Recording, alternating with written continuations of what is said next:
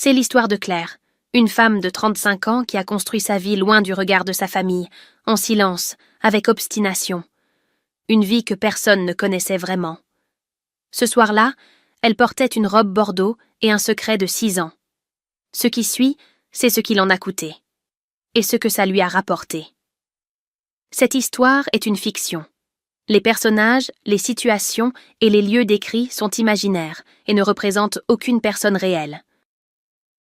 Ce soir-là, Claire avait mis la robe bordeaux parce que c'était la seule qu'elle possédait qui convenait à ce genre de soirée. Ces dîners d'affaires où son père aimait parader avec ce verre de champagne qu'il tenait toujours un peu trop haut, entouré d'associés qui riaient trop fort et posèrent des questions auxquelles il n'écoutait pas les réponses. Et elle s'était habillée seule dans leur appartement du 3e arrondissement pendant qu'Étienne lisait dans le salon sans rien dire, parce qu'il savait depuis 6 ans qu'il y avait des batailles qu'elle devait mener seule, et que celle-là en faisait partie. Il lui avait embrassé l'épaule avant qu'elle parte, juste ça, et elle avait senti dans ce geste simple tout ce qu'il ne disait pas, cette façon qu'il avait de la tenir sans jamais l'emprisonner. Et elle avait pensé en descendant les escaliers que c'était exactement pour ça qu'elle l'avait épousé dans cette petite mairie du 7e arrondissement de Lyon, un mardi matin de novembre, devant 3 témoins et un greffier qui bâillait. Le restaurant s'appelait Le Cèdre, toujours le même depuis 20 ans, avec cette lumière tamisée qui rendait tout le monde un peu plus beau et un peu moins honnête, et son père l'avait accueilli avec cette accolade sèche et brève qu'il réservait aux obligations familiales, la main dans le dos une seconde, le regard déjà ailleurs, comme si sa présence était une case à cocher dans un agenda chargé. Sa mère portait le collier de perles, celui qu'elle sortait pour les occasions importantes, et son sourire ne montait pas jusqu'aux yeux.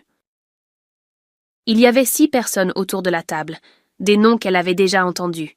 Maître Fontaine avec ses lunettes cerclées d'or, les époux Bergerac qui finissaient chacun les phrases de l'autre, un certain Delorme, dont elle ne situait pas exactement la fonction, mais dont la montre indiquait clairement la position sociale, et elle s'était assise, avait déplié sa serviette, avait souri aux bonnes personnes au bon moment, parce qu'elle connaissait ce théâtre depuis l'enfance et qu'elle en maîtrisait tous les codes sans en partager aucune des valeurs. Pendant 1 heure, tout s'était passé correctement. Puis son père avait rempli son verre une 3e fois et quelque chose dans son regard avait changé. Cette légère détente qui chez lui n'annonçait jamais rien de bon, ce relâchement des épaules qui précédait toujours les mots qu'il n'aurait pas dû prononcer, et il avait posé les yeux sur elle avec cet air de confidence qu'il prenait quand il voulait faire rire à ses dépens. « Ma fille, elle est architecte, vous savez, indépendante, ce qui signifie en clair qu'elle travaille beaucoup pour pas grand-chose. » Il avait souri à Delorme, complice, et Delorme avait souri en retour parce que c'est ce qu'on fait quand celui qui tient l'addition sourit. 35 ans célibataire, aucune perspective sérieuse. Un gâchis, franchement. On ne comprend pas toujours ses enfants. Sa mère avait baissé les yeux sur son assiette, puis les avait relevés avec ce sourire gêné qu'elle utilisait depuis 30 ans pour traverser les moments difficiles sans les affronter, et elle avait murmuré presque pour elle-même, comme si c'était une évidence mélancolique plutôt qu'une cruauté, elle finira seule. Et Claire avait entendu dans ces 3 mots toute une vie de petites lâchetés accumulées, toutes ces fois où sa mère avait choisi le silence plutôt que de prendre sa défense.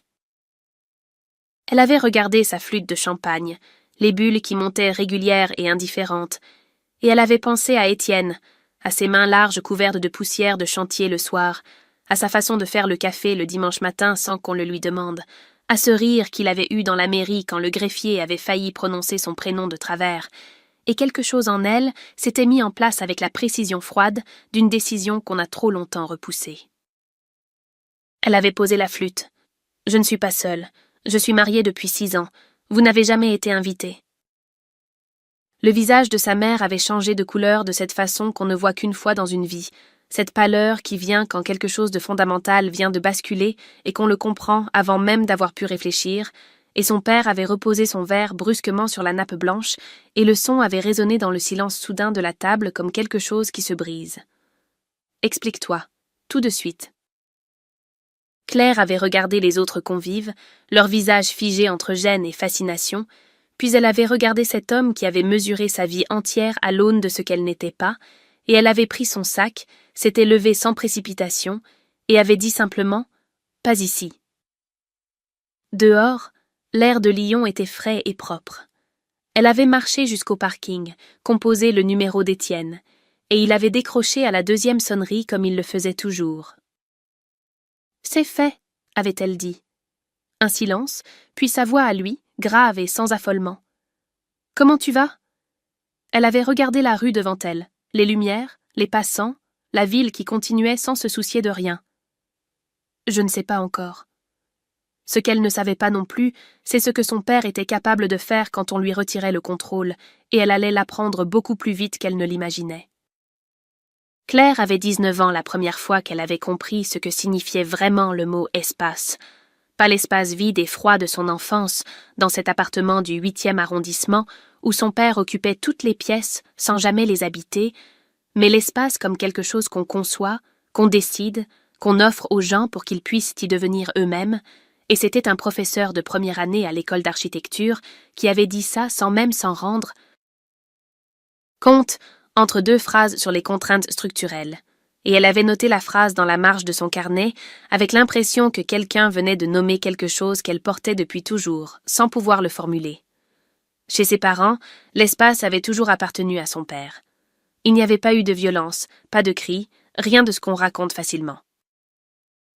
Il y avait eu cette façon qu'il avait d'entrer dans une pièce et de la remplir entièrement sans effort apparent, de parler pendant les repas comme si le silence des autres était une forme de consentement, d'évaluer chaque décision de Claire avec ce regard de comptable qui transformait tout en colonnes de chiffres, ses notes, ses amis, ses choix vestimentaires, et plus tard ses projets professionnels, toujours avec cette même question sous-jacente qui ne se posait jamais directement mais qui flottait dans l'air de chaque conversation. Est-ce que ça rapporte quelque chose? Est-ce que ça mène quelque part? Est-ce que tu vas finir par valoir ce qu'on a investi en toi? Sa mère avait navigué dans tout ça avec cette discrétion qu'on prend parfois pour de la sagesse et qui n'est souvent que de la peur, souriant au bon moment, disparaissant au mauvais, et Claire avait appris très tôt à ne rien attendre d'elle dans les moments qui comptaient vraiment. Elle avait rencontré Étienne un mardi de mars, sur un chantier de réhabilitation dans le quartier de la Croix-Rousse, où elle supervisait la pose de cloisons pour un cabinet qui lui sous-traitait les petits projets en attendant qu'elle ait assez de clients pour voler seule. Il était artisan, menuisier, et il avait passé la matinée à lui poser des questions précises sur les plans sans jamais remettre en cause ses décisions, ce qui était suffisamment rare pour qu'elle le remarque.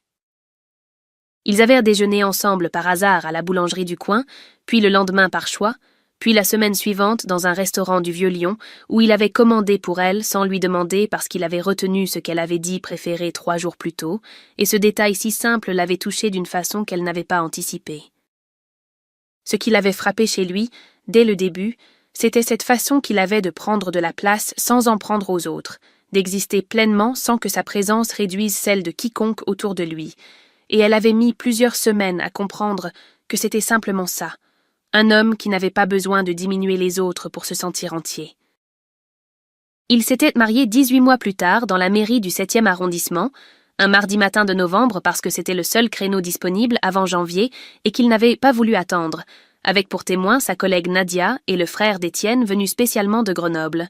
Et le greffier avait failli appeler Claire Claire-Marie, en lisant trop vite, ce qui avait fait rire Étienne d'un rire si franc et si soudain que même le greffier avait souri malgré lui. Elle n'avait pas invité ses parents.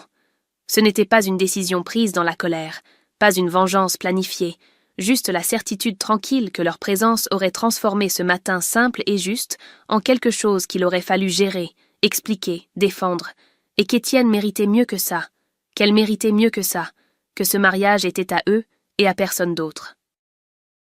Elle y avait pensé parfois, ces 6 dernières années, à ce moment où il faudrait le dire, sans jamais imaginer que ce serait dans un restaurant feutré devant des associés en costume, avec un verre de champagne dans la main et le parfum d'aftershave de son père dans l'air, ce parfum de bois de santal qu'elle associait depuis l'enfance au silence qui précède les mauvaises nouvelles. Maintenant c'était dit.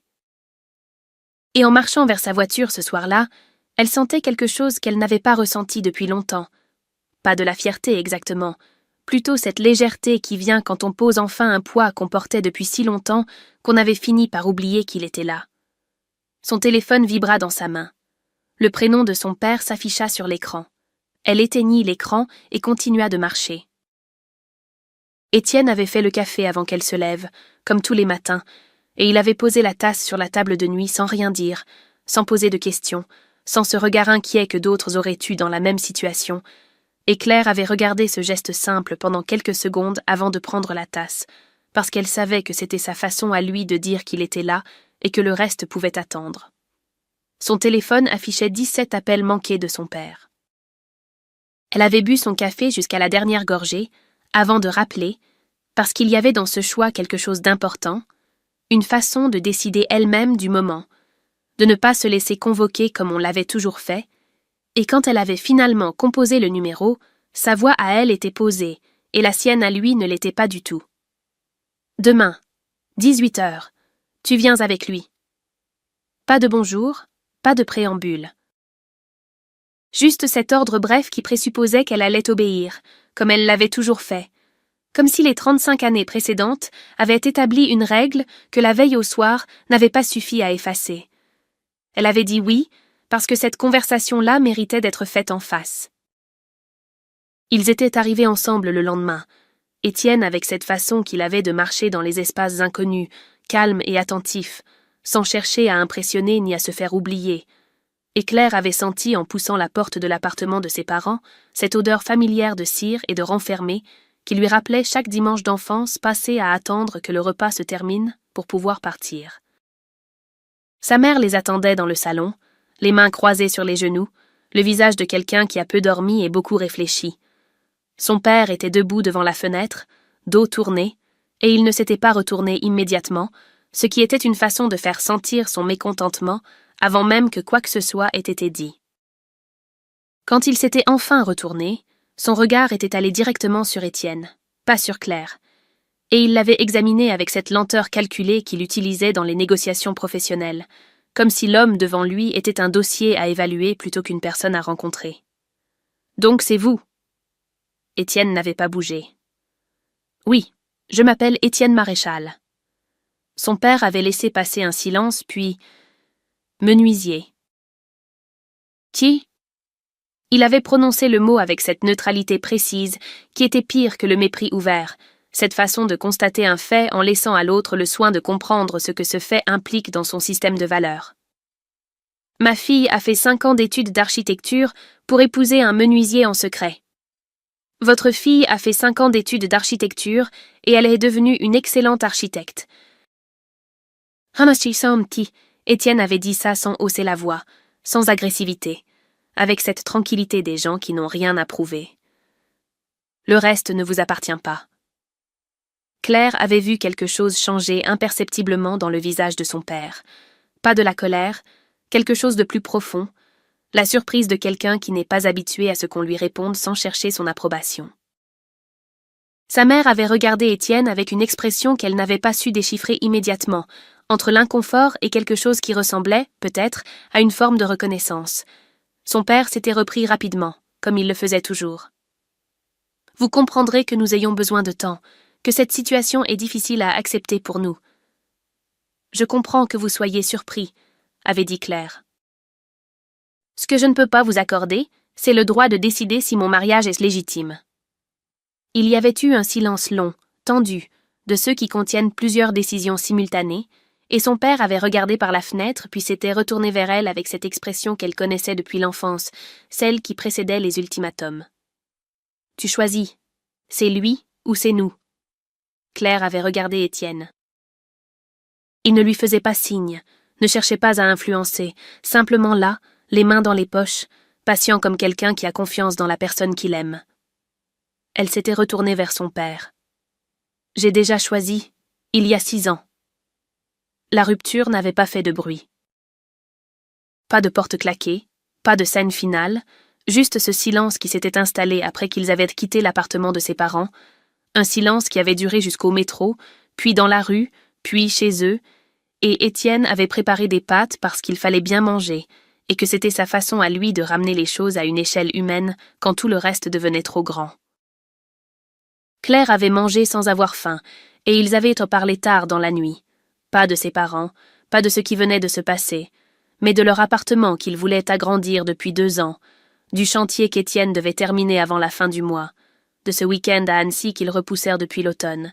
Et il y avait dans cette conversation ordinaire quelque chose de délibérément apaisant, une façon de dire que leur vie continuait et qu'elle leur appartenait. Les 3 jours qui avaient suivi s'étaient passés normalement. Le 4e jour, son téléphone avait sonné en milieu de matinée. C'était Marc Delvaux, directeur associé du cabinet Delvaux et Fils, un projet de réhabilitation d'un immeuble haussmannien dans le 2e arrondissement, 2 ans de travail préparatoire, la commande la plus importante qu'elle ait jamais décrochée seule, celle qui devait lui permettre de recruter un premier collaborateur et de cesser enfin de sous-traiter les projets trop grands pour elle. La voix de Marc Delvaux était embarrassée, de cet embarras particulier des gens qui font quelque chose qu'ils savent ne pas être tout à fait juste, mais qu'ils font quand même parce que leurs intérêts l'exigent. « Claire, je suis désolée de vous appeler pour ça. Nous avons décidé de revoir notre choix pour le projet du 2e. Votre profil est excellent, ce n'est pas une question de compétence, mais nous avons des doutes sur la capacité d'un cabinet de votre taille à absorber un chantier de cette envergure. Je vous enverrai une confirmation écrite dans la journée. » Elle avait raccroché et était restée immobile au milieu de son bureau, les yeux sur les plans épinglés au mur, ces plans qu'elle avait refaits 3 fois pour qu'ils soient parfaits, et elle avait compris avant même d'avoir réfléchi, avec cette certitude physique qui précède parfois la pensée, ce qui venait de se passer. Elle avait appelé Nadia, sa collègue et témoin de mariage, qui travaillait dans un cabinet voisin et connaissait tout le monde dans le milieu lyonnais de l'architecture. « Est-ce que tu as entendu quelque chose sur Delvaux ces derniers jours ?» Nadia avait hésité une seconde de trop avant de répondre, ce qui était déjà une réponse en soi. « Il y a eu un déjeuner jeudi. Delvaux est ton père. Je ne sais pas ce qui s'est dit. » Claire avait posé son téléphone sur le bureau et regardé par la fenêtre les toits de Lyon sous le ciel gris de janvier. Et elle avait pensé à la façon dont son père lui avait dit « Tu choisis sans avoir l'air de quelqu'un qui accepte qu'on lui résiste. » Et elle avait compris que l'ultimatum n'était pas une question, c'était une annonce. Le soir, elle n'avait rien dit à Étienne pendant le dîner. Pas par calcul, plutôt parce qu'elle avait besoin de porter ça seule encore quelques heures, de mesurer exactement ce que ça représentait avant de le partager, 2 ans de travail, un contrat qui aurait changé l'échelle de son cabinet, et son père assis en face de Marc Delvaux un jeudi midi, en train de construire tranquillement ce qu'elle ne pourrait pas facilement défaire. Après le dîner, elle était retournée dans son bureau, avait rallumé son ordinateur et avait ouvert le dossier du projet Delvaux. Elle avait regardé les plans longtemps, sans bouger, puis avait ouvert un nouveau document et commencé à écrire. Ce n'était pas une lettre à son père. C'était une nouvelle version du projet, plus ambitieuse que l'original, celle qu'elle n'avait pas osé proposer parce qu'elle pensait que Delvaux n'était pas prêt. Il était minuit passé quand elle avait éteint la lumière. Elle avait mis 4 jours à lui dire pour le contrat Delvaux. Non pas parce qu'elle voulait lui cacher quelque chose, mais parce qu'il y avait dans le fait de prononcer les mots à voix haute une forme de confirmation qu'elle n'était pas encore prête à affronter, comme si tant qu'elle portait ça seule, ça restait quelque chose qu'elle pouvait encore contrôler. Elle avait continué à travailler sur le nouveau projet le soir après le dîner, à se lever tôt le matin pour affiner les plans, et Étienne avait regardé tout ça sans poser de questions, parce qu'il la connaissait assez pour savoir qu'elle parlerait quand elle serait prête. Le jeudi soir, elle avait tout dit. Il avait écouté sans l'interrompre, assis en face d'elle à la table de la cuisine, les mains à plat sur la toile cirée, et elle avait regardé son visage pendant qu'elle parlait et avait vu passer dans ses yeux quelque chose qu'elle n'avait pas anticipé. Pas de la colère, pas de l'inquiétude, mais cette douleur tranquille des gens qui souffrent de voir souffrir quelqu'un qu'ils aiment sans pouvoir rien y faire. Quand elle avait fini, il avait gardé le silence un moment, puis il avait dit « Je vais lui parler ». Elle avait secoué la tête. « Non. » « Claire. »« Non, Étienne, ce n'est pas ton combat. » Il avait regardé la table, puis elle, et elle avait vu à son expression qu'il choisissait ses mots avec soin. « Tu te bats seule depuis toujours, » avait-il dit finalement, doucement, sans accusation dans la voix mais avec cette précision qui fait plus mal que les reproches. Contre ton père quand tu étais petite, contre les cabinets qui ne te prenaient pas au sérieux, contre les clients qui doutaient, et maintenant encore. Je suis là, Claire, je suis ton mari. Ce qui t'arrive m'arrive aussi. Elle avait voulu répondre, mais les mots n'étaient pas venus, parce qu'il avait raison, et qu'elle le savait et que le reconnaître à voix haute demandait quelque chose qu'elle n'avait pas appris à faire facilement. Ils s'étaient regardés un long moment dans le silence de la cuisine, et la conversation s'était arrêtée là, suspendue, sans résolution, chacun portant sa part de ce qui venait d'être dit. Ce soir-là, Claire avait fait la vaisselle seule pendant qu'Étienne lisait dans le salon. Et il y avait dans cette séquence ordinaire une tension basse et sourde qui n'était pas de la rancœur, mais plutôt la conscience aiguë que quelque chose entre eux venait d'être mis à l'épreuve. Le lendemain matin, il était parti tôt sur un chantier sans la réveiller, ce qu'il ne faisait jamais d'habitude, et elle avait trouvé le café préparé et sa tasse posée à côté de la cafetière, ce geste quotidien maintenu malgré tout, et elle avait bu ce café debout dans la cuisine en pensant qu'il y avait des façons de tenir à quelqu'un qui ne passait pas par les mots. C'est en rangeant la veste d'Étienne le soir qu'elle avait trouvé l'enveloppe. Glissée dans la poche intérieure, fermée, avec son prénom écrit dessus de l'écriture de son père, cette écriture angulaire et précise qu'elle reconnaissait entre mille. Elle était restée immobile un long moment, l'enveloppe dans la main, puis elle l'avait ouverte. C'était une lettre courte, 3 paragraphes, rédigés avec ce style formel que son père utilisait quand il voulait donner du poids à ce qu'il écrivait. Il s'adressait à Étienne. Il lui expliquait, avec une froideur administrative, que Claire méritait mieux que la vie qu'il pouvait lui offrir, qu'il nuisait à son avenir sans s'en rendre compte et qu'il était prêt à lui verser une somme qu'il nommait sans détour, en échange d'un départ discret et définitif. Claire avait relu la lettre 2 fois, debout dans l'entrée, sans bouger. Ce n'était pas la proposition qui la dévastait, c'était la date en haut à droite de la lettre, 3 semaines plus tôt. Avant le dîner au Cèdre, avant la révélation, avant l'ultimatum, avant tout. Son père avait tenté d'acheter Étienne en secret pendant qu'il lui souriait encore en famille, et Étienne avait gardé cette lettre sans lui en parler pendant 3 semaines. Elle avait posé l'enveloppe sur la table du salon et s'était assise et elle avait attendu qu'il rentre. Quand la porte s'était ouverte, Étienne l'avait vue immédiatement, et il avait vu l'enveloppe, et quelque chose dans son visage avait changé. Pas de la culpabilité exactement, plutôt cette expression de quelqu'un qui savait que ce moment allait venir et qui n'avait pas trouvé comment le devancer. « Pourquoi tu ne m'as rien dit ?» Il avait posé sa veste, s'était assis en face d'elle. « Parce que je ne voulais pas que tu aies à gérer ça en plus du reste. C'est moi que ça concerne. » « Je sais. Tu aurais dû me le dire. » Oui. Il n'avait pas cherché à se justifier davantage, et dans cette simplicité, il y avait quelque chose qui désarmait la colère sans la dissoudre, parce qu'elle savait qu'il avait mal choisi, mais qu'il avait choisi par amour, et que ces 2 choses pouvaient être vraies en même temps. Elle avait regardé l'enveloppe sur la table, puis lui. « Qu'est-ce que tu lui as répondu ?»« Rien. » Il avait soutenu son regard. Il n'y avait rien à répondre. Le silence qui avait suivi était différent de ceux qui l'avaient précédé, plus lourd et en même temps plus honnête, comme si quelque chose de faux venait d'être retiré de l'air entre eux et qu'il fallait maintenant apprendre à respirer sans. Ce soir-là, il n'avait pas parlé davantage. Mais quand elle s'était levée pour aller se coucher, il avait pris sa main 1 seconde, juste ça, et elle ne l'avait pas retirée.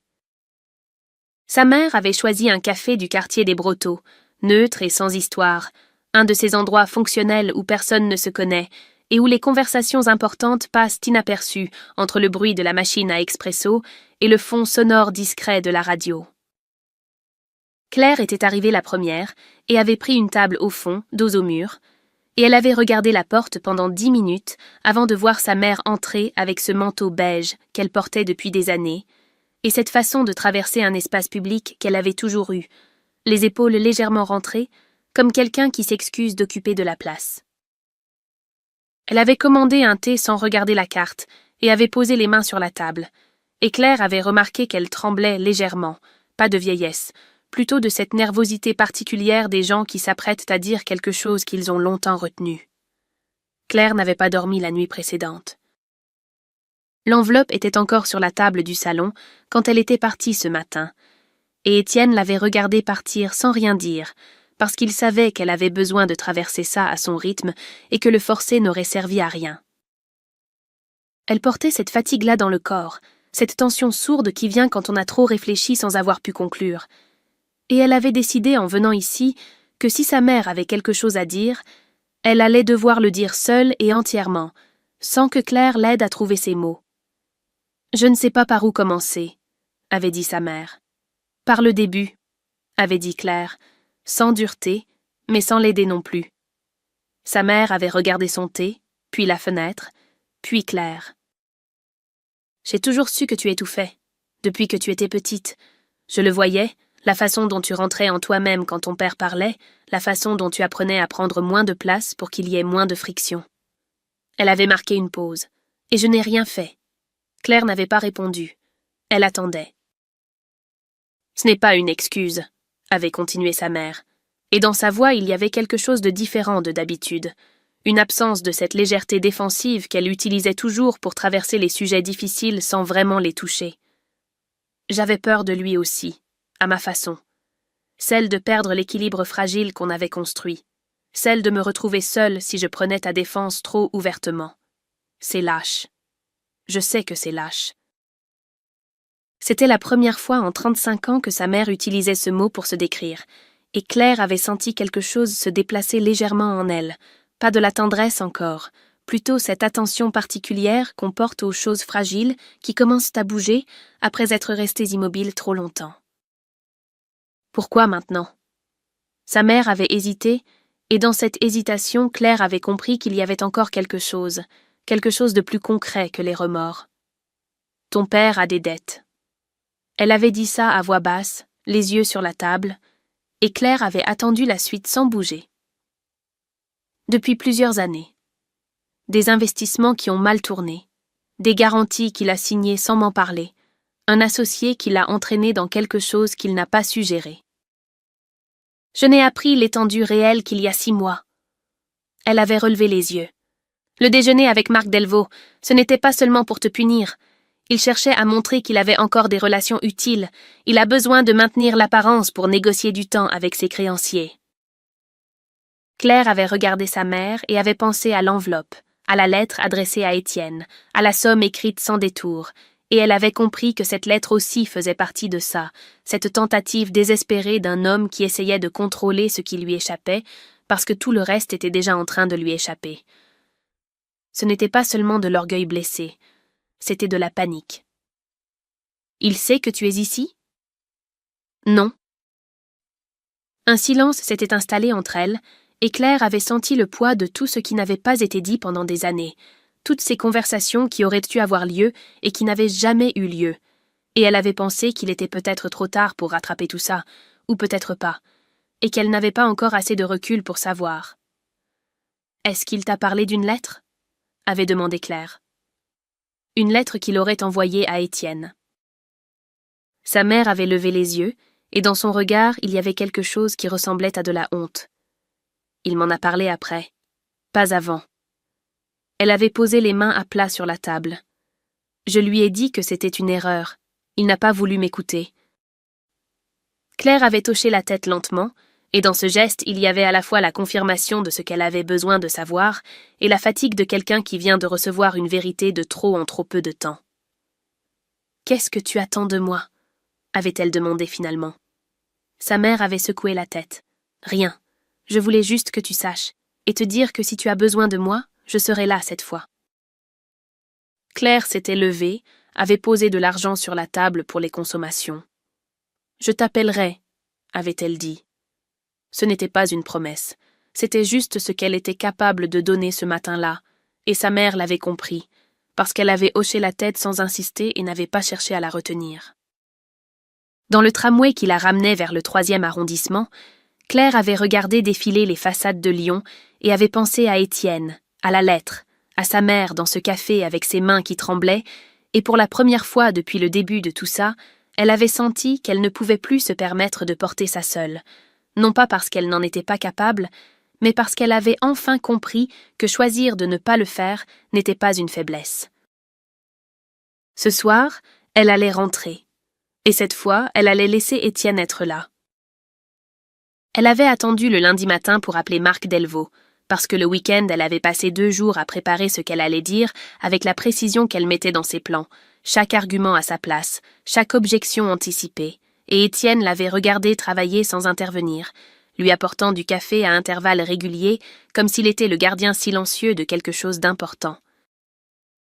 Le vendredi soir, après le tramway, après le café des Brotteaux, après tout ce que sa mère lui avait dit, elle était rentrée et elle avait trouvé Étienne dans la cuisine en train de préparer le dîner. Et elle s'était assise à la table et lui avait tout raconté, la lettre confirmée, les dettes, la panique froide derrière chaque manœuvre de son père, et il avait écouté sans l'interrompre. Et quand elle avait fini, il avait posé la main sur la sienne et dit simplement « Qu'est-ce dont tu as besoin ? Pas qu'est-ce qu'on fait, pas je vais régler ça, juste ça. » Et elle avait compris que c'était exactement la bonne question. « Du temps, avait-elle dit. Et toi ?» Le samedi, ils avaient dîné chez le frère d'Étienne. Une soirée ordinaire avec des gens simples qui parlaient de choses concrètes, et Claire avait senti pendant quelques heures le poids de la semaine se soulever légèrement. Cette capacité qu'avait Étienne à lui rappeler par sa seule présence qu'il existait un monde en dehors de son père et de ses manœuvres. Le dimanche, elle avait finalisé le nouveau projet. Ce n'était plus seulement une révision du dossier original. C'était une proposition entièrement repensée, plus ambitieuse dans sa conception, plus précise dans son traitement des contraintes techniques, avec une approche des matériaux que le premier projet n'avait pas osé. Et elle savait en le regardant que c'était le meilleur travail qu'elle ait jamais produit, que la colère et l'humiliation avaient fait ce que la tranquillité n'aurait peut-être pas réussi à faire, l'avaient poussée au-delà de ce qu'elle s'autorisait habituellement. Le lundi à 9h précise, elle avait composé le numéro de Marc Delvaux. Il avait décroché après 3 sonneries, et dans le silence d'une seconde qui avait précédé son bonjour, elle avait entendu cette légère hésitation de quelqu'un qui reconnaît un numéro qu'il n'avait pas prévu de voir s'afficher. Claire. Marc, je vous appelle parce que j'ai quelque chose à vous montrer. Pas pour revenir sur votre décision, juste pour vous soumettre une proposition. 30 minutes de votre temps. Un silence. Claire, la situation est un peu délicate en ce moment.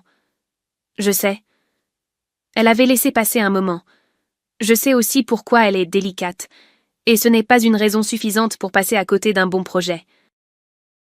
Il y avait eu un silence plus long cette fois, et dans ce silence, elle avait senti qu'il pesait quelque chose, la loyauté qu'il devait à son père contre son propre intérêt professionnel, et que ces deux choses n'étaient pas aussi bien alignées qu'il l'aurait voulu. « Jeudi à 14h, avait-il dit finalement.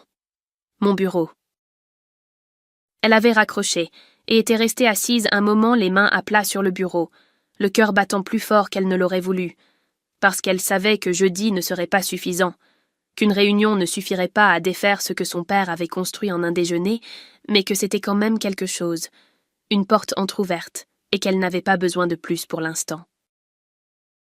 Le jeudi, elle était arrivée avec le dossier imprimé et les plans roulés sous le bras, et Marc Delvaux l'avait reçu avec cette politesse légèrement tendue des gens qui ne sont pas tout à fait à l'aise avec ce qu'ils font. Elle avait déroulé les plans sur sa table de réunion sans préambule et avait commencé à parler, et elle avait senti au bout de 5 minutes que quelque chose changeait dans son attention, cette façon qu'il avait eue de se pencher légèrement en avant, de poser des questions sur les matériaux, sur le traitement des façades, sur la gestion du calendrier de chantier. À la fin de la présentation, il avait regardé les plans un long moment sans rien dire. « C'est nettement au-dessus du projet initial, » avait-il dit, et dans sa voix il y avait quelque chose qui ressemblait à un regret sincère. « Le problème n'est pas là, Claire. Je sais où est le problème. » Il avait levé les yeux. « Alors vous comprenez que ma position est compliquée. Je comprends que vous avez des intérêts à ménager. » Elle avait commencé à rouler ses plans avec soin, sans précipitation. « Ce que je vous demande, c'est de décider sur la base du travail, pas sur la base d'un déjeuner. Prenez le temps qu'il vous faut. » Elle avait laissé un exemplaire du dossier sur sa table et était partie. Dans l'ascenseur qui descendait vers le hall, elle avait regardé son reflet dans les portes en métal brossé et avait pensé qu'elle avait bien fait, qu'elle avait dit ce qu'il fallait dire sans rien demander qu'elle n'aurait pas pu assumer.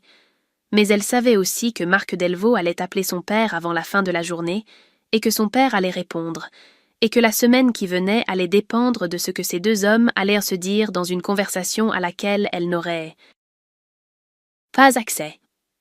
Ce soir-là, en rentrant, Elle avait ouvert son ordinateur et commencé à préparer discrètement un dossier sur les dettes de son père.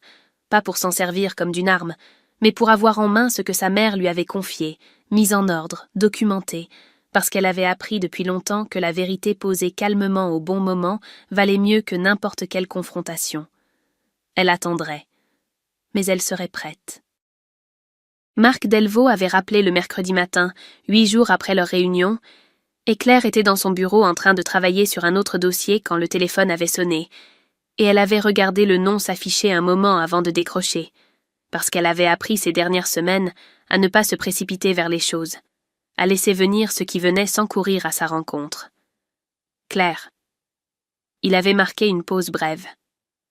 Le projet est à vous. Elle n'avait rien dit immédiatement. Pas de soulagement explosif, pas de victoire proclamée, juste ce silence de quelques secondes qui était sa façon à elle d'accueillir les choses importantes sans les abîmer par une réaction trop rapide. La nouvelle proposition est exceptionnelle, avait continué Marc Delvaux, et dans sa voix il y avait quelque chose qui ressemblait à un soulagement, celui de quelqu'un qui a finalement choisi le bon camp après avoir hésité trop longtemps. Honnêtement, c'est le meilleur dossier qu'on ait reçu sur ce type de projet depuis plusieurs années, et j'aurais dû m'en tenir à ça dès le début. Elle avait dit merci, simplement, sans l'absoudre, mais sans le condamner non plus, parce que ce qui comptait maintenant n'était pas ce qu'il avait fait, mais ce qu'il venait de décider, et que les deux choses méritèrent d'être traitées séparément. Après avoir raccroché, elle était restée assise un long moment, les mains sur le bureau, et elle avait pensé au dimanche où elle avait redessiné le projet entier jusqu'à minuit, à la colère froide qui l'avait tenue éveillée, à Étienne qui avait posé une couverture sur ses épaules sans rien dire avant d'aller se coucher. Et elle avait compris que ce contrat n'était pas seulement une victoire professionnelle, c'était la preuve que son père n'avait pas réussi à l'atteindre là où elle était, vraiment forte. Le soir, elle avait ouvert une bouteille de vin que leur avait offerte le frère d'Étienne pour leur anniversaire de mariage, un Bourgogne qu'ils gardèrent depuis 2 ans pour une occasion qui le méritait, et Étienne avait souri en la voyant sortir la bouteille sans qu'elle ait besoin de lui expliquer pourquoi. 3 jours plus tard, son père avait sonné à leur porte.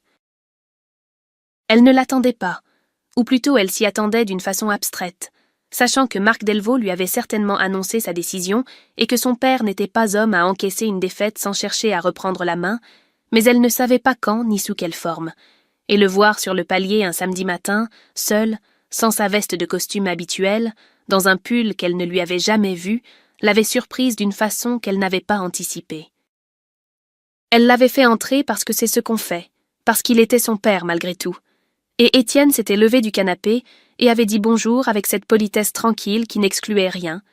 Puis il avait pris sa veste et était sorti acheter du pain sans qu'on le lui demande, cette façon qu'il avait de comprendre ce qui était nécessaire et de se mettre en retrait exactement au bon moment. Son père s'était assis dans le fauteuil près de la fenêtre et avait regardé ses mains un moment avant de parler. « Les associés sont au courant pour les dettes. Je ne sais pas comment, mais ils sont au courant. » Claire n'avait pas répondu. Fontaine veut restructurer. Delorme se retire du prochain projet. Il avait levé les yeux. Tu es au courant de quelque chose? Elle l'avait regardé avec cette clarté qu'on atteint quand on n'a plus peur de la réponse qu'on va donner. J'ai mis en ordre ce que maman m'avait dit. Je n'ai rien fait de plus. La vérité s'est déplacée toute seule.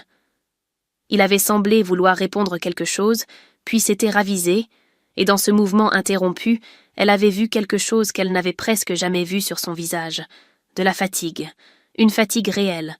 Pas de la tristesse, mais l'épuisement de quelqu'un qui a soutenu une façade trop longtemps et qui commence à sentir le poids de ce qu'elle lui a coûté.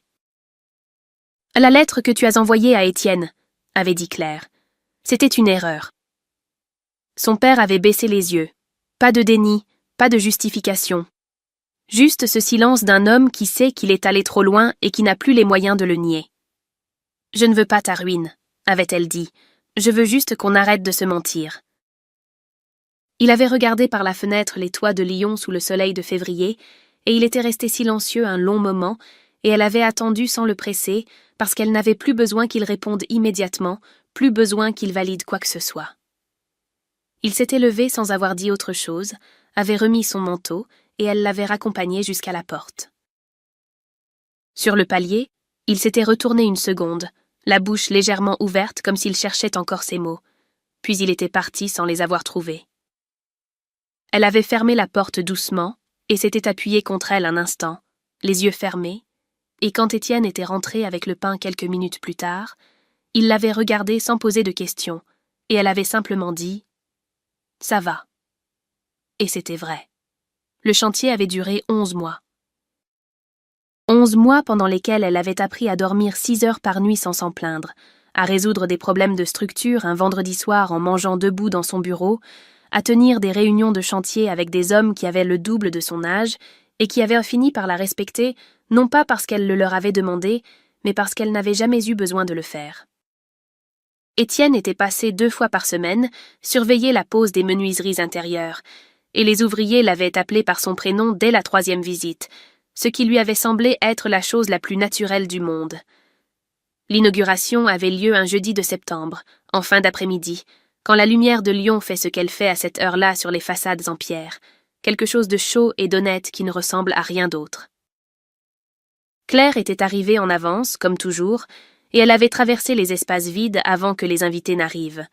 Les salles hautes de plafond, où la lumière entrait par les grandes fenêtres qu'elle avait dessinées des dizaines de fois, avant de trouver la proportion exacte, les couloirs où chaque matériau avait été choisi pour ce qu'il allait devenir avec le temps, pas seulement pour ce qu'il était au moment de la pose. Devant la fenêtre du fond, elle s'était arrêtée un instant pour vérifier l'angle de la lumière, cette précision obsessionnelle qu'elle avait depuis toujours pour les détails que personne d'autre ne remarquait, et elle avait pensé fugacement, sans tendresse ni amertume, qu'elle tenait cette exigence-là de son père, cette façon de ne jamais accepter que quelque chose soit presque bien quand ça pouvait être juste. Elle avait laissé passer cette pensée sans la retenir, comme on laisse passer les choses qu'on a cessé de combattre parce qu'on a compris qu'elles faisaient partie de vous et que les combattre revenait à se combattre soi-même. Elle avait posé la main sur le mur en passant, ce geste qu'on fait sans y penser quand quelque chose nous appartient d'une façon que les papiers ne peuvent pas tout à fait contenir.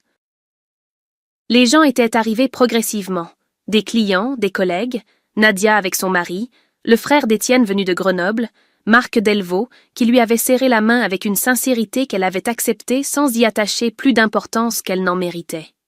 Il y avait du bruit, des verres, des conversations qui se croisaient, et Claire avait navigué dans tout ça avec cette présence tranquille qu'on acquiert quand on n'a plus rien à prouver. C'est Étienne qui l'avait vue en premier. Il était venu se placer à côté de Claire sans un mot, et avait légèrement incliné la tête vers l'entrée. Et Claire avait suivi son regard, et avait vu sa mère debout dans l'encadrement de la porte, le manteau beige, le même depuis des mois, les mains croisées devant elle avec cette façon qu'elle avait de prendre le moins de place possible dans les espaces inconnus. Elle n'avait pas été invitée. Elle était venue quand même. Claire avait traversé la salle lentement, et sa mère avait eu ce sourire fragile de quelqu'un qui ne sait pas encore s'il a le droit d'être là, et elle avait regardé autour d'elle, les espaces, la lumière, ce bâtiment entier qui portait la signature de sa fille, et dans son regard il y avait cette fierté simple et tardive qui ne demande rien en retour parce qu'elle sait qu'elle arrive trop tard pour demander quoi que ce soit. « Tu es venue », avait dit Claire simplement. Sa mère avait hoché la tête, puis après un silence, les yeux toujours sur le bâtiment, il voulait venir. Claire l'avait regardé un moment, puis avait regardé à son tour les grandes fenêtres, la lumière de septembre qui traversait le verre et dessinait des rectangles clairs sur le sol en pierre. « Je sais », avait-elle dit. Elle n'avait pas dit autre chose. Il n'y avait rien d'autre à dire.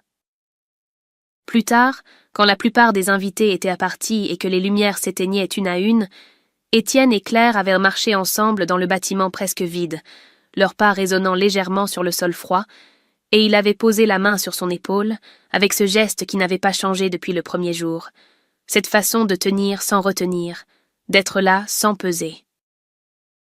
Elle s'était arrêtée devant la grande fenêtre du fond et avait regardé les toits de Lyon dans la lumière du soir, et elle avait pensé à tout ce qui avait précédé ça, les années de travail silencieux, la lettre dans la poche d'une veste, le café des Brotteaux et les mains tremblantes de sa mère, la robe bordeaux posée sur une chaise, et cette flûte de champagne qu'elle avait posée sur la nappe blanche avant de dire ce qui devait être dit. Étienne n'avait rien demandé. Il regardait la ville avec elle. Elle avait souri, doucement, pour elle-même, de ce sourire qu'on a quand on comprend qu'on est exactement là où on devait être, pas parce que tout s'est arrangé, pas parce que les blessures ont disparu, mais parce qu'on a construit quelque chose de vrai sur un terrain qui n'était pas facile, avec les mains qu'on avait, sur les fondations qu'on s'était données. Et ça, personne ne pouvait le lui prendre. Claire a choisi de construire plutôt que d'attendre. De tenir plutôt que de plier. Et d'aimer, même quand c'était compliqué. Peut-être que vous avez connu, vous aussi, ce silence qu'on porte trop longtemps. Ou cet homme qui pose une main sur votre épaule sans rien demander. Si cette histoire vous a touché, dites-le nous. Votre avis compte vraiment. Il nous aide à continuer à créer des histoires comme celle-ci, pour vous.